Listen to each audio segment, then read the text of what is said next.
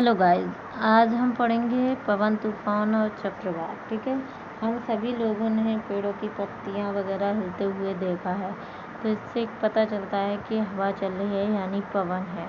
तो कि पवन किसे कहते हैं? किसी गतिशील वायु को क्या कहते हैं? हम पवन कहते हैं। ठीक है, गतिशील वायु पवन कहलाती है।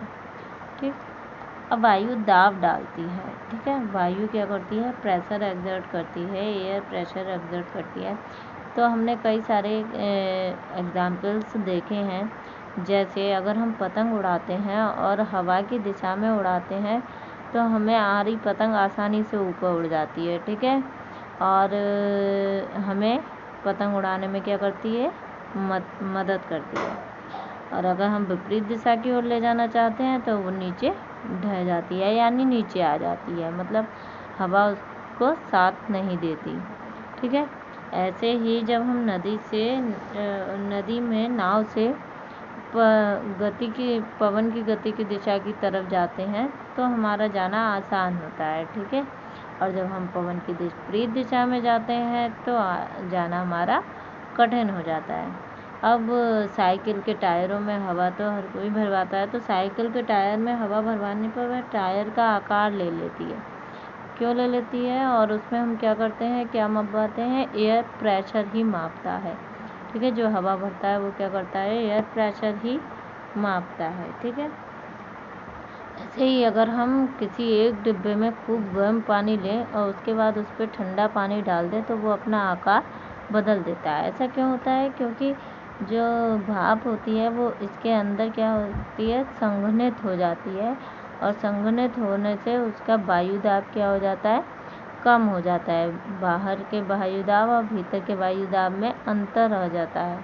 ठीक है, और इस अंतर के कारण क्या होता है? डिब्बा अपना आकार बदल देता है यानी पिचक जाता है। ठीक है, तो इन सब एग्जाम्पल से पता चलता है कि वायु क्या करती है? दाब उत्पन्न करती है।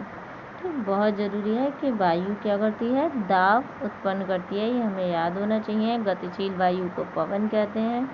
ठीक है, अब पवन का वेग बढ़ने पर वायुदाब घट जाता है। ठीक है ना, तो जब हम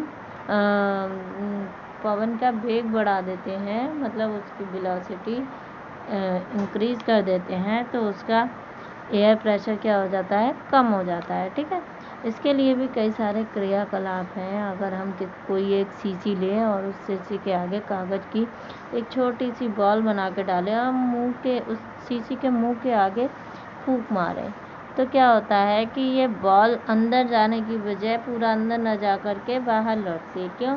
क्योंकि जब हम फूंक मार रहे होते हैं तो यहाँ पर तो वायु की गति यानी वेग तीव्र होता है, तो वायुदाब कम हो जाता है, लेकिन अंदर वायुदाब ज़्यादा होता है। तो वायुदाब ज़्यादा होता है तो ज़्यादा से कम की हो जाएगा, तो जो है बॉल जो गोली बनाई हमने कागज़ की वो क्या होगी? आगे की ओर आ जाएगी। ठीक है, ऐसे ही अगर हम दो गुब्बारों को एक सीधी रॉड से बांध दें और उनके बीच में फूंक मारें, ठीक है, तो उनके बीच में फूंक मारने पर हम क्या देखते हैं कि गुब्बारे पास में आ रहे हैं।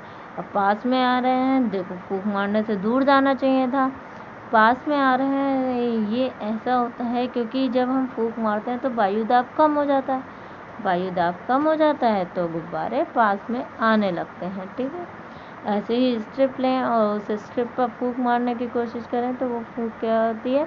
ऊपर की ओर स्ट्रिप उड़ जाती है। ठीक है, ऊपर की ओर बढ़ती है, ऊपर की ओर बढ़ती है, तो इससे मतलब ऊपर की साइड एक क्या करता है? एयर प्रेशर कंडक्ट होता है। ठीक है, एयर प्रेशर कंडक्ट होता है और जो कम हो जाता है। ठीक है, क्यों? क्योंकि हमारी वायु की गति या वायु का वेग बढ़ जाता है। ठीक है, हम फूंक मार रहे हैं तो मुंह के पास क्या है? हमारा तेज हवा जा रही है, और तेज हवा जाने से यहाँ आसपास का वायुदाब कम हो जाता है और स्ट्रिप ऊपर उठ जाती है। ठीक है, तो इन सारे क्रियाकलाप से हमें क्या पता चलता है कि पवन का वेग बढ़ाने पर वायु का दाब कम हो जाता है। ठीक है, और पवन सदैव उसी अधिक वायुदाब वाले क्षेत्र से कम वायुदाब वाले क्षेत्र की ओर गति करती है।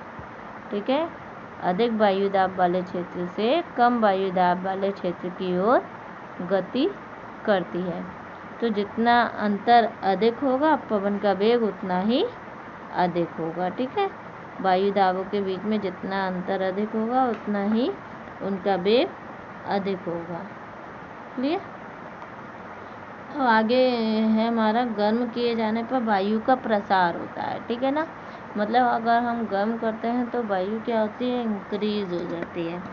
ठीक, अब इसमें भी एग्जाम्पल है।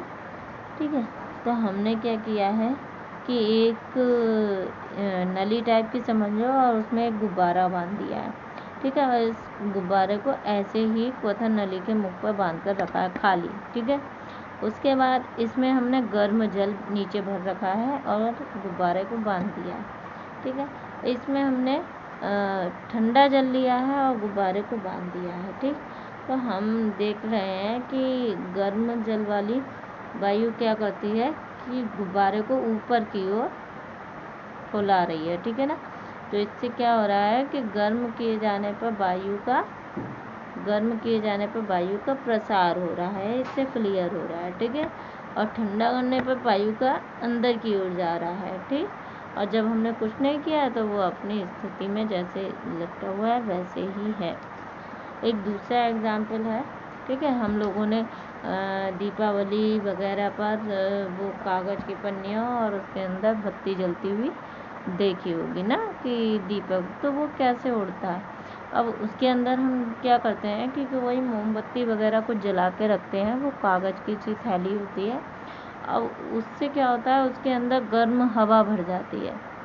ठीक है, और जब गर्म हवा भर जाती है तो वो हल्का हो जाता है साधारण थैली या साधारण कागज़ से।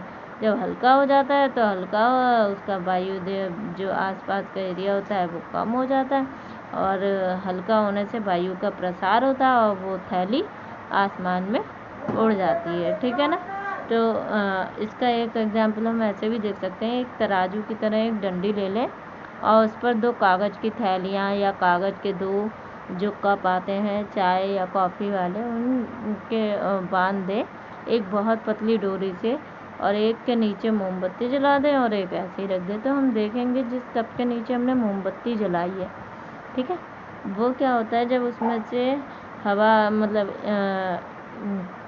गैस जाती है तो वो गैस अंदर बढ़ने पर मतलब हवा बढ़ने पर वो क्या हो जाता है, हल्का हो जाता है। ठीक है, तो गर्म हवा क्या होती है, वायु का प्रसार होता है ठंडी वायु की अपेक्षा। ठीक, इससे क्लियर होता है गर्म वायु ठंडी वायु की अपेक्षा हल्की होती है। क्लियर। अब कल हम पढ़ेंगे पवन धाराएं पृथ्वी के आसमान रूप गर्म और स्वरूप होने के कारण उत्पन्न होती हैं।